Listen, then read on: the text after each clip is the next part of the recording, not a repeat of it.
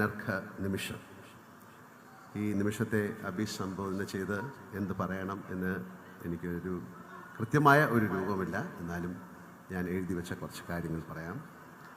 ഞാൻ അടക്കമുള്ള മലയാളികളുടെ പ്രതീക്ഷകളുടെ ഭാരം എത്രയുണ്ട് എന്ന് പ്രിയപ്പെട്ട സതീശൻ സാറിനിപ്പോൾ അറിയുന്നുണ്ടാവാം.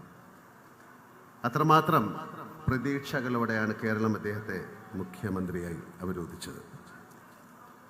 ഒരാളെ മുഖ്യമന്ത്രിയാക്കാൻ വേണ്ടി നാടൊന്നായി മുറവിളി കൂട്ടിയ അനുഭവം കേരള ചരിത്രത്തിൽ തന്നെ വിരളമായിരിക്കും. പരവൂരിന് മാത്രമല്ല, കേരളത്തിനാകെ ഈ ഒരാളെ വേണം എന്ന് തോന്നാൻ കാരണം എന്താണ് എന്ന് ഞാൻ ആ ദിവസങ്ങളേറെ ആലോചിച്ചിട്ടുണ്ട്. സത്യസന്ധത, സുതാര്യത.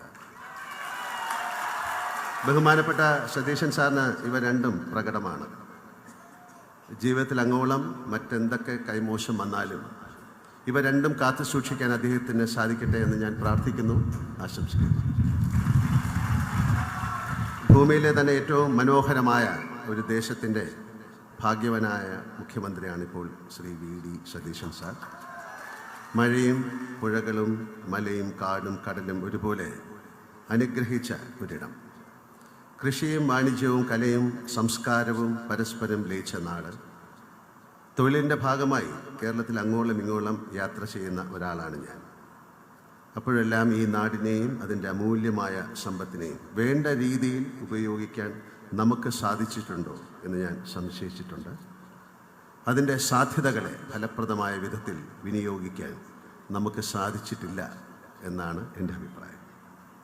നമ്മുടെ ചരിത്രം, സംസ്കാരം, കല, പ്രാദേശിക ഭംഗികൾ, കാലാവസ്ഥ, വാണിജ്യ വിഭവങ്ങൾ തുടങ്ങി ലോകത്തിന് പ്രിയപ്പെട്ട എത്ര കാര്യങ്ങൾ.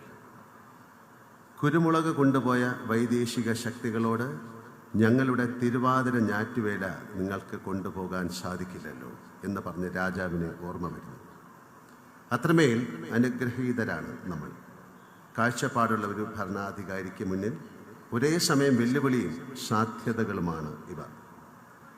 സാമാന്യത്തിലധികം വായനയും ചിന്തയുമുള്ള സതീശൻ സാറിന് ഇക്കാര്യങ്ങളെല്ലാം എന്നേക്കാൾ നന്നായിട്ടറിയാം എന്നെനിക്ക് ഉറപ്പുണ്ട്.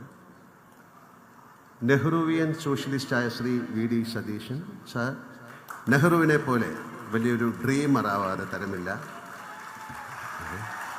അദ്ദേഹത്തിൻ്റെ സ്വപ്നങ്ങളിലൂടെ കേരളം മഴവിൽ ഭംഗിയോടെ വളരും എന്ന് ഞാൻ പ്രത്യാശിക്കുന്നു.